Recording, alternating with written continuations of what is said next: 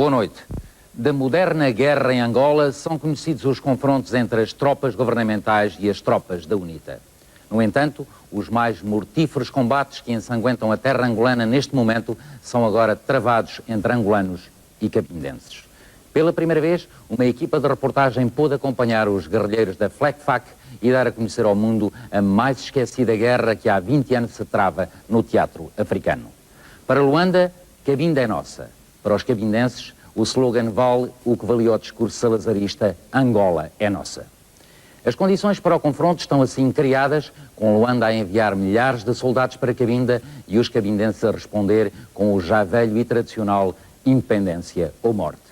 A reportagem é sobre uma guerra que se fala em português e para a qual os cabindenses pedem a arbitragem de Portugal.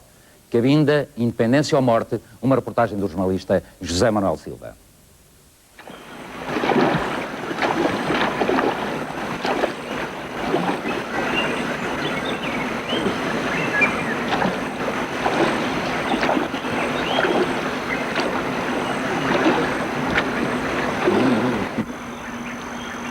Nossa, vamos também chão.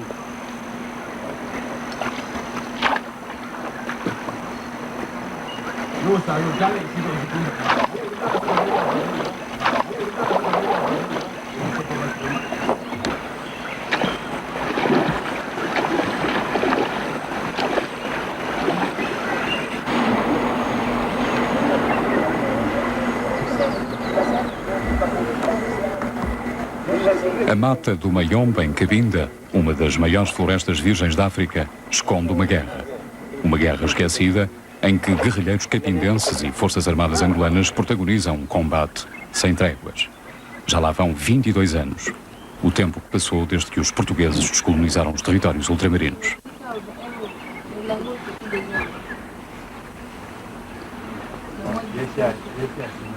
Foi a esse conflito que a equipa do enviado especial chegou depois de ter entrado clandestinamente em território angolano.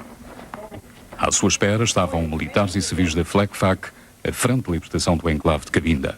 Eram eles que iam acompanhar os jornalistas até às zonas libertadas, localizadas no coração da mata, algures no interior do norte de Cabinda. A partir dali, todas as deslocações passavam a fazer-se a pé, através dos trilhos apertados, rasgados na floresta densa, onde o sol dificilmente penetra. A mata do Mayombe é um gigantesco labirinto selvagem, fascinante e assustador. E, ao mesmo tempo, serve de fortaleza a um pequeno grupo de guerrilheiros que persiste em combater contra um dos mais poderosos exércitos da África Austral. Decididos, unidos, marchamos no combate pela soberania, levando erguida no véu uma estrela que nos conduz até a vitória final. Pela pátria, pelo povo, jamais esqueceremos os heróis desta luta.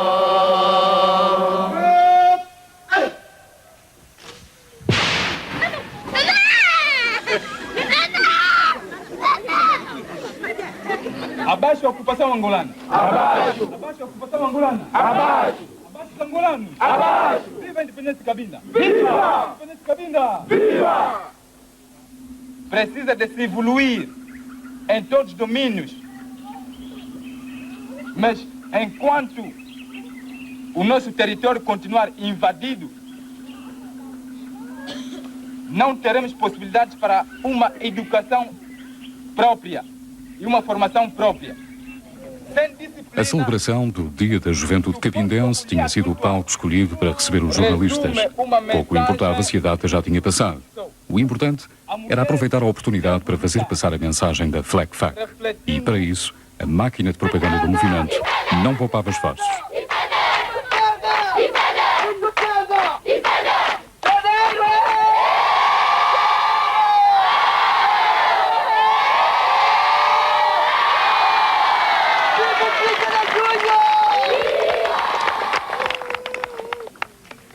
Não se pode falar do pão, se faltar do padeiro.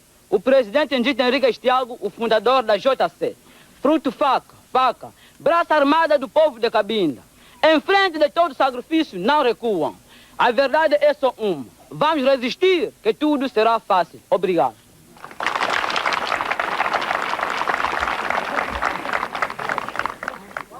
Viva o pioneiro Cabindés! Viva! Viva a FLECFAC! Viva! Viva a JC! Viva! Viva o incansável presidente Ndita Henrique Thiago! Viva! Viva o 30 de junho! Viva! O movimento liderado por Ndita Henrique Thiago, que vive exilado em Paris, tem as suas origens na década de 60. É desde então que se batem pela independência do território, que tem pouco mais de 7.000 km² e está situado na África Central, entre o Congo, o Zaire e o Oceano Atlântico. O petróleo é a sua principal riqueza.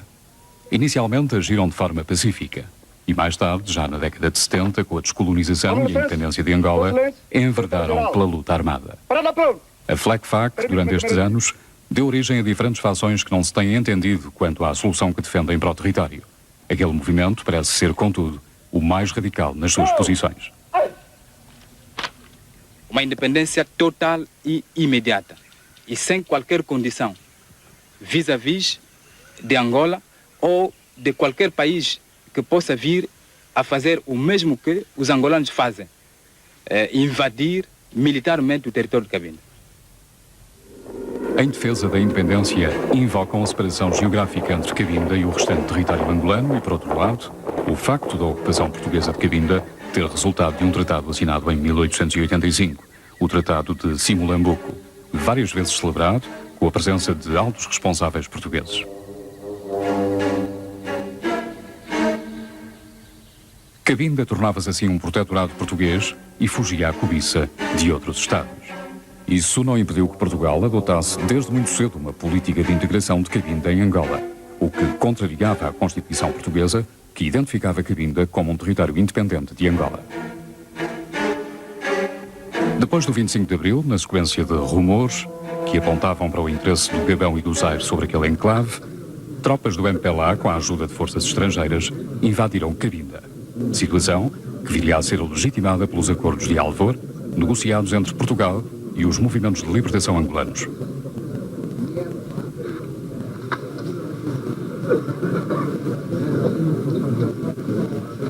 Artigo 3º. Angola constitui uma entidade una e indivisível nos seus limites geográficos e políticos atuais e, neste contexto, Cabinda é parte integrante e inalienável do território angolano. Para muitos cabindas, os acordos de Alvor foram uma farsa e a atitude de Portugal uma desilusão.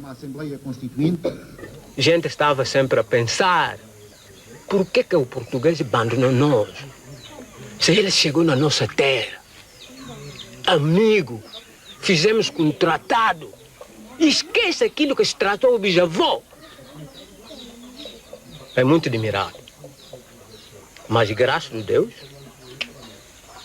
ele já pensou de vir aqui, mandar alguém para vir saber o sofrimento do povo de Cabinda. Até esses dias estou a dormir um bocado bem. Eu digo a verdade que esses dias eu estou a dormir um bocado bem. O certo é que desde os acordos de Alvor, os governos de Lisboa e a comunidade internacional passaram a considerar o caso de Cabinda uma questão interna de Angola.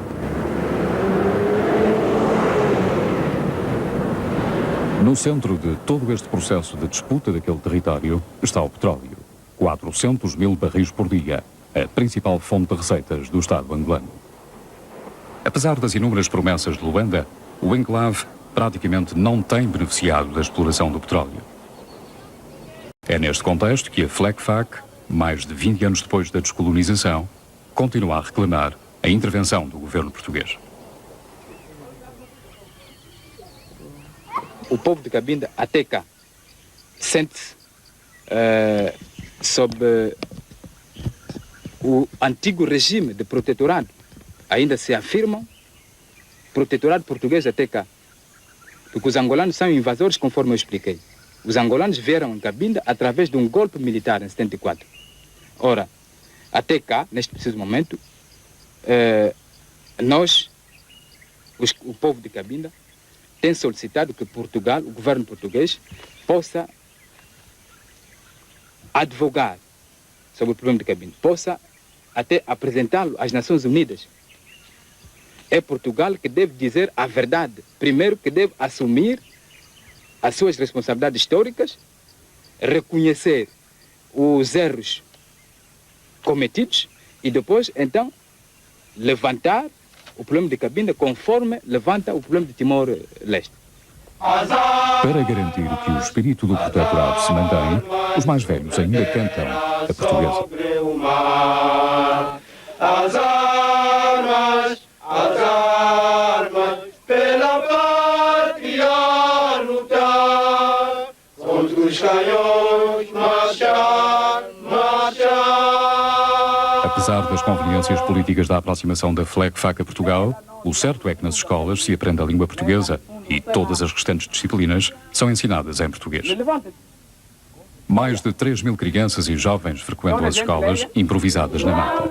A par do português, estudam disciplinas como a história, a geografia, a física e a matemática. A escolaridade abrange o ensino primário e secundário, mas são poucos os alunos que conseguem concluir os estudos sem interrupções. A guerra a isso obriga. A dizer que sim, sim. Por quê? Não. Porque a expressão inteligente é um adjetivo?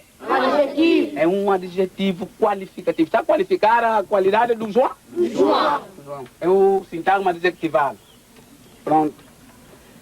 Para nós, como revolucionários, há momentos, tem aulas todos os dias, sim senhor. Mas quando se trata de uma invasão, de uma incursão inimiga, não se pode dar aulas. Porque quase aqueles que dão aulas são combatentes. Os miúdos devem ir junto dos pais para poderem se recuarem e os professores pegam nas armas e vão ao combate.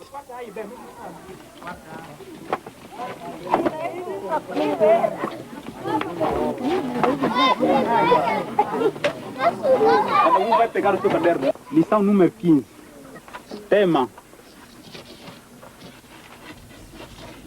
José Gomes é professor e guerrilheiro. A sua atividade reparte-se entre as aulas de matemática e os combates com o exército angolano. Chega a ausentar-se durante semanas ou meses da localidade onde habita. É a sua rotina desde os 18 anos, quando entrou para a guerrilha, com o objetivo de tornar Cabinda independente. 5 litros de vidro. Aqui é uma vasilha de uma lata, mas contém também 5 litros. Aqui é um bidão plástico. A falta de professores obrigou a ensinar meia dúzia de disciplinas, o que faz com dificuldade devido à falta de materiais de apoio. Apesar disso, conseguiu juntar uma pequena biblioteca, ao lado da qual tem a sua arma, sempre postos para alguma emergência. A minha defesa, quando o inimigo quer nos invadir, não é? Temos que abandonar todas as atividades que a gente tem. Todo militar é colocado à frente de combate para enfrentar o inimigo. Inteligente. A falta de tudo reflete-se na qualidade do ensino e, ao mesmo tempo, exige uma gestão muito especial dos recursos disponíveis. A escassez de quadros, por exemplo, obriga a que sejam transportados para servir em diferentes classes. Os cadernos, os lápis e as canetas são objetos raros. Os livros são só para os professores e muitos deles têm mais de 10 anos.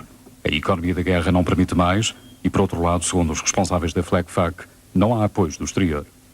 O emissor. Quantas dificuldades são enormes. São enormes porque nós, em princípio, sofremos de um abandono dos portugueses. E quando se trata do abandono, quer dizer que a miséria é o mundo. E então, quando se refere das escolas, o aluno não pode estudar sem livros.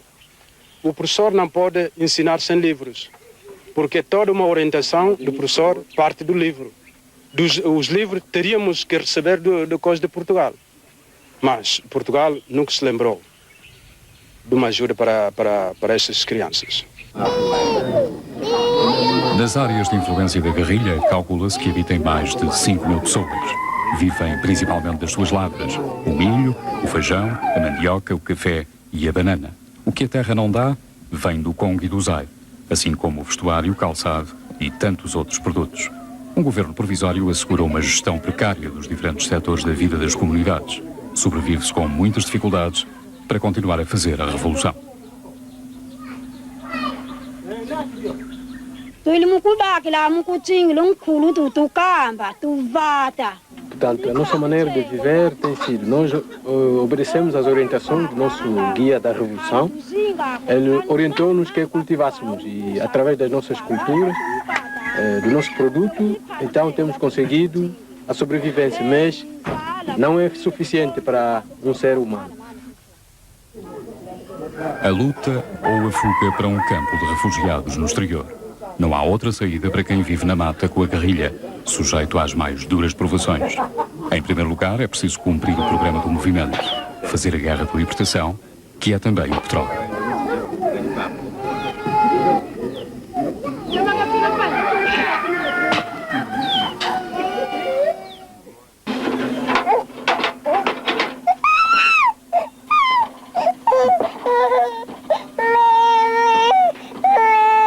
A saúde é uma das áreas em que a guerra e a pobreza têm efeitos mais dramáticos.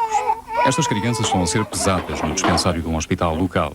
Meia dúzia de cabanas, onde nem os cuidados primários são devidamente assegurados. Muitas não vão certamente ultrapassar os primeiros meses de vida. Algumas chegam a morrer ainda com algumas semanas. No ano passado, eu pude receber informações provenientes de todas as partes onde a FLECFAC controla. E vimos como a taxa de mortalidade subiu aos 65,3%, que corresponde a uma média de 817 mortos durante o ano. A infecção da malária aqui mata, mas com toda a força.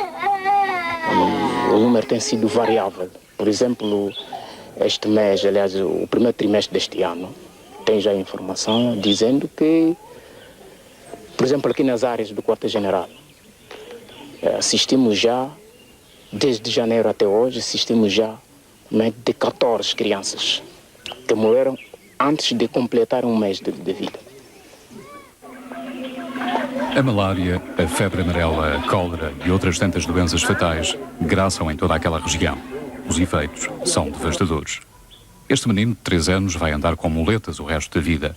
Foi vítima de uma das outras doenças que assolam aquela zona da África, a poliomielite.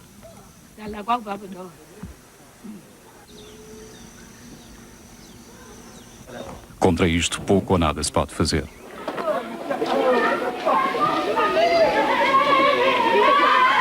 Não há vacinas, não há medicamentos, não há médicos, não há enfermeiros. E a maioria dos técnicos de saúde recebeu uma formação muito básica.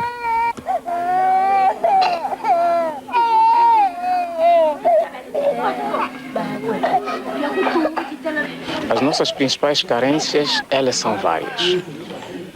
No plano de formação técnica profissional, mesmo a aquisição de medicamentos é sempre difícil mesmo.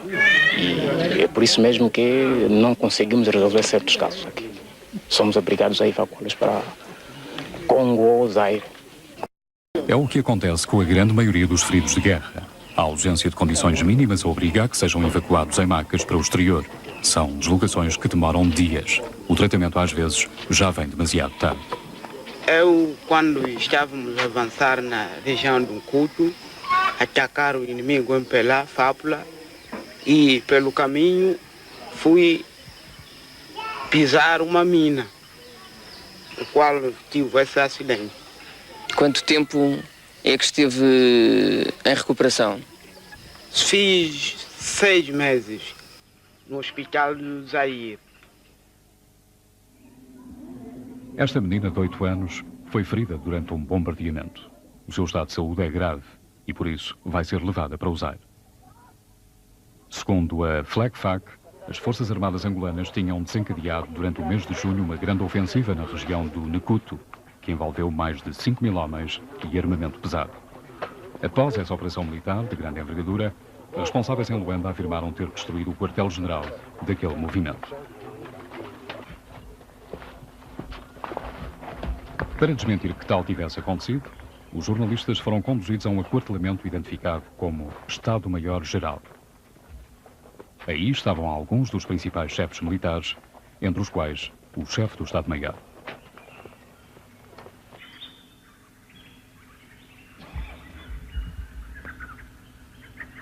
Aquele responsável disse aos jornalistas que o quartel-general não tinha sido atingido, mas admitiu que o movimento tinha sofrido uma pesada derrota. Estamos colocados numa situação difícil, uma ofensiva de grande envergadura, até que culminou, portanto, a recuperação ou a recapturação da vila de Uncuto, que estava sob controle das forças revolucionárias desde 13 anos e meio. E quantas baixas houve nesses confrontos? Bom, baixas aproximadamente desde lá até hoje, podemos contar com uma média de 300 baixas de um lado e do outro, mas que o povo é, portanto, a parte mais vítima nesses confrontos.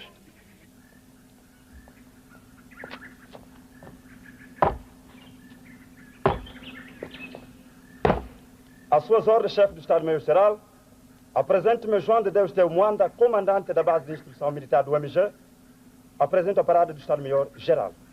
Depois daquela ofensiva, as tropas angolanas voltaram a controlar todas as localidades importantes de Cabinda e todas as estradas transitáveis. A guerrilha ficava assim encurralada na floresta e muitas centenas de civis tiveram que fugir para o Zaire. A FLECFAC, que afirma ter um exército com 2.000 homens, respondeu a esta ação militar de forma habitual, com emboscadas feitas ao exército angolano a partir da mata. Segundo eles, não lhes resta outra alternativa. O armamento de que dispõem não dá para mais. E do exterior, segundo afirmam, há muito tempo não recebem dinheiro ou armas.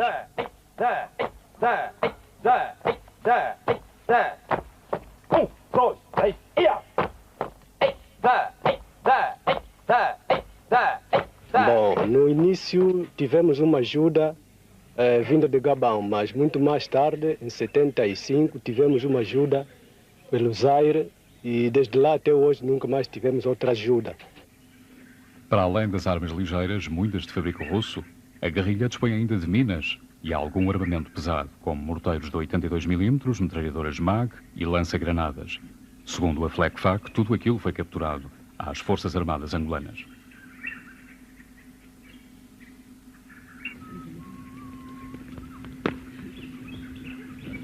Quanto ao treino de novos guerrilheiros, segundo aquele movimento, há muito que deixou de se fazer em bases zairenses. Agora existem campos de instrução na mata, onde os recrutas, a partir dos 16 anos, recebem uma preparação rudimentar durante 3 meses. Depois, são lançados no terreno, onde fazem a aprendizagem da guerra.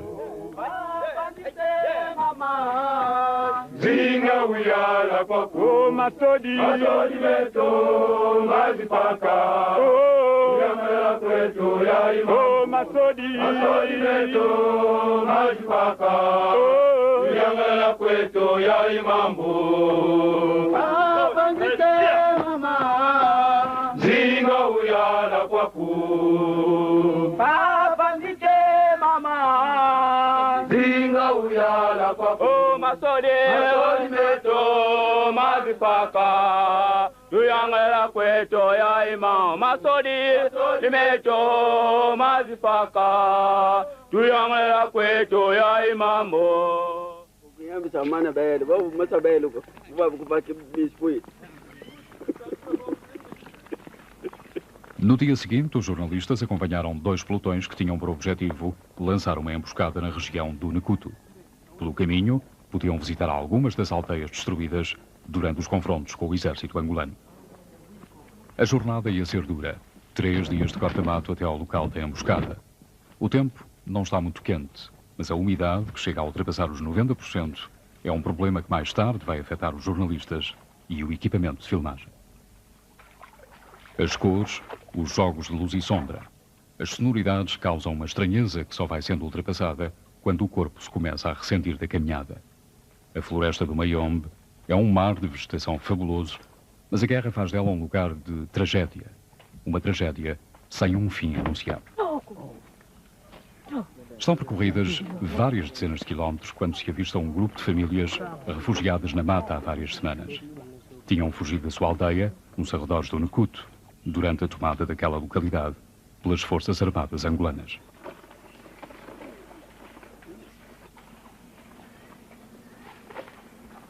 Está aqui as bombas presentes, onde o inimigo, 2.900 militares do MPLA, que estão para invadir o povo de Cabinda, no Necuto. e a população está dispersa. Eu estou aqui presente. Escapei-me de morrer. A bomba caiu, atingiu mesmo onde eu estive. Houve muitas baixas. Até as crianças hoje se encontram nos Zaire baixos. Muitos atingiram. A população. Crianças de colo. Crianças de 5 anos de idade. Não sei qual é o pensamento do MPLA para com o povo de Cabinda. O enfermeiro que acompanha os guerrilheiros aproveita para dar a assistência possível às crianças e aos que estão doentes. Ele tem tosse. Então, partir o comprimido 4 vezes. Metade, metade, metade, metade. Uma metade de manhã, metade às 12, uma metade da tarde. Outro que tem tosse.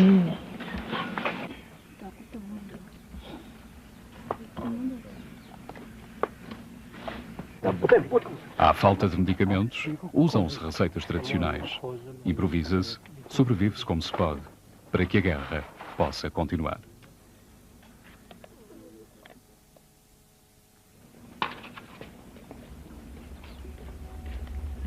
Várias horas depois, avista-se a primeira aldeia, abandonada e destruída. Ali viviam mais de 30 famílias que fugiram pouco antes dos confrontos entre a guerrilha e o exército angolano.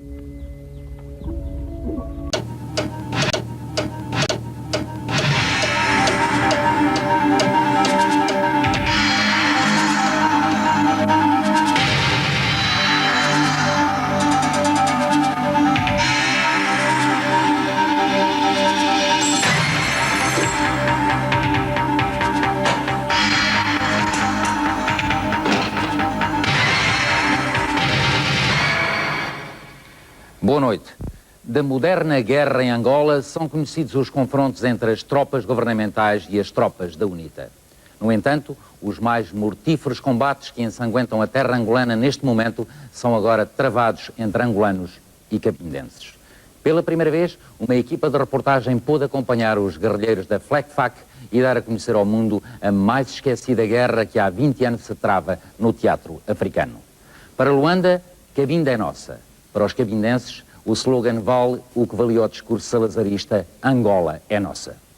As condições para o confronto estão assim criadas, com Luanda a enviar milhares de soldados para Cabinda e os cabindenses a responder com o já velho e tradicional independência ou morte.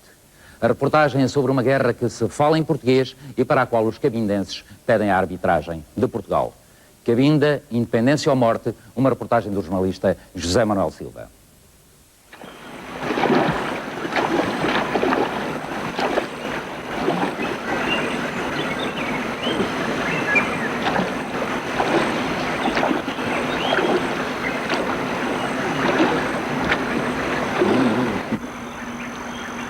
Nossa, vamos também chão.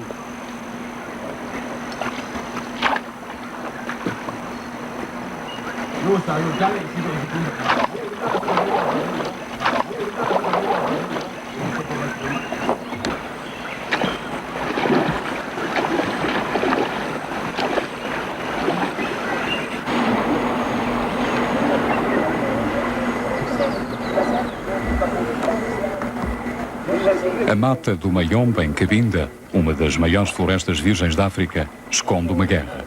Uma guerra esquecida em que guerrilheiros cabindenses e forças armadas angolanas protagonizam um combate sem tréguas. Já lá vão 22 anos, o tempo que passou desde que os portugueses descolonizaram os territórios ultramarinos.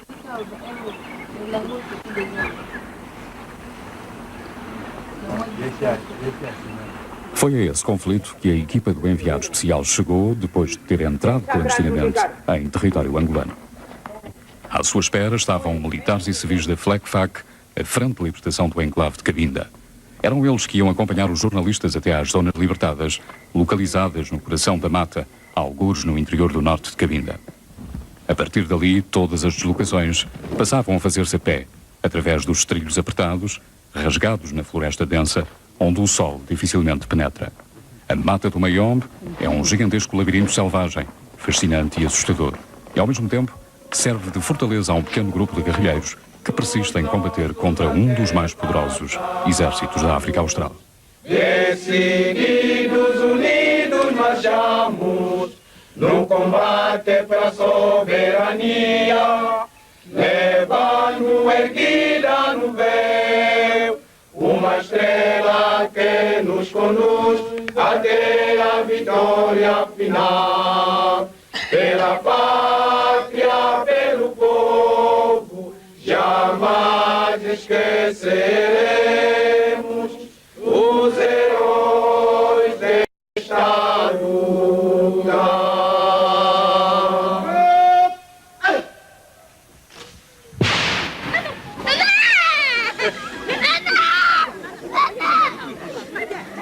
Abaixo a ocupação angolana. Abaixo. Abaixo a ocupação angolana. Abaixo. Abaixo os angolanos. Abaixo. Viva a independência de Cabinda. Viva! Independência de Cabinda. Viva! Segundo informações que não podemos confirmar, a viatura não tinha sido imobilizada, mas teria havido 2 ou 3 vítimas. Mais tarde, fontes de Luanda denunciavam a ocorrência de vários ataques a viaturas naquele período e ameaçavam interromper as negociações com a FLECFAC.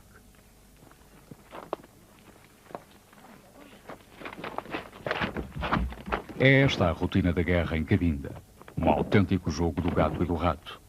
Ao poderio bélico das Forças Armadas angolanas, a guerrilha responde com pequenas ações militares e depois foge para local seguro.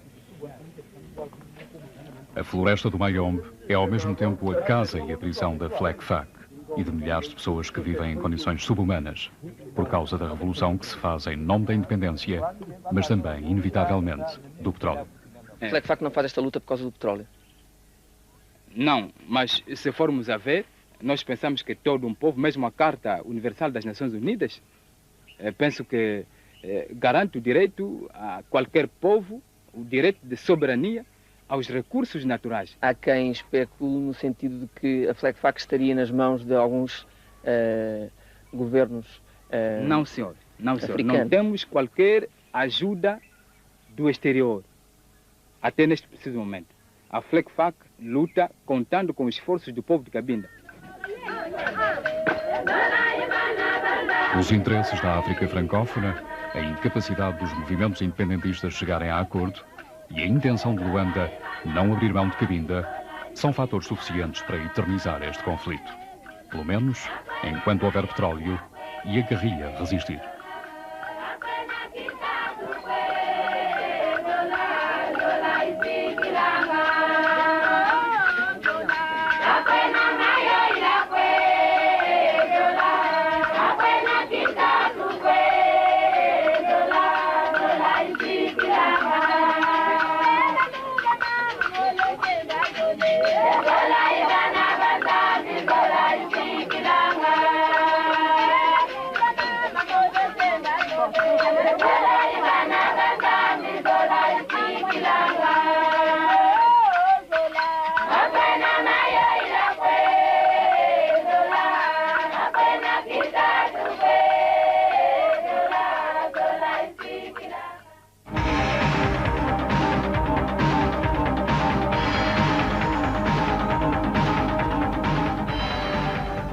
Manuel Silva, boa noite.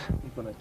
Da sua reportagem está, de certo modo, excluída a análise política das posições do governo de Cabinda em relação a Luanda. No entanto, era bom conhecê-las. Bom, a posição de Luanda tem sido até agora de resolver o caso de Cabinda dentro do quadro angolano, ou seja, sem a participação de países terceiros ou de instituições internacionais. Que instituições? Por exemplo, a ONU, a OUA. E no que respeita a Portugal? Que se saiba, Luanda nunca pediu a Portugal que interviesse no caso de Cabinda. E concretamente a posição é independência no que respeita às negociações? Chegariam lá? Luanda nunca deu sinais nesse sentido. Até onde é que Luanda parece disposta a ir no que respeita à Cabinda? Aparentemente o problema poderia ser resolvido com uma autonomia. E não mais que a autonomia? Exatamente. E em relação à UNITA, o segundo maior partido angolano? Bom, aparentemente também a UNITA parece estar numa posição semelhante à de Luanda e, portanto, não está interessada em conceder, aliás, a independência ao território de Cabinda. Fica-se também ela pela autonomia. E parece-lhe que os cabindenses estarão dispostos a aceitar isso ou não? Bom, provaram que durante 22 anos aguentaram um combate, enfim, contra um adversário bastante mais poderoso e, portanto, tudo indica que essa situação irá permanecer. Que eles não aceitam, portanto, apenas um estatuto de autonomia, que querem mesmo a independência. E que vão continuar a combater por isso. Esta sua reportagem foi, de certo modo, a primeira reportagem de guerra que fez. O que é que sentiu? Bom, quando está numa situação de conflito, dá-se mais valor à paz. Eu nunca tinha passado por essa experiência e foi uma experiência riquíssima, mas extraordinariamente dolorosa. É a diferença entre a guerra no cinema e a guerra na realidade. Sem dúvida. Muito obrigado. Numa outra guerra que ninguém classifica como tal, outras crianças são vítimas de iguais, mas mais inexplicáveis violências. São as crianças portuguesas pobres aqui em Portugal. É a nossa próxima reportagem da autoria da jornalista Teresa Pacheco Miranda. Boa noite para si e até domingo.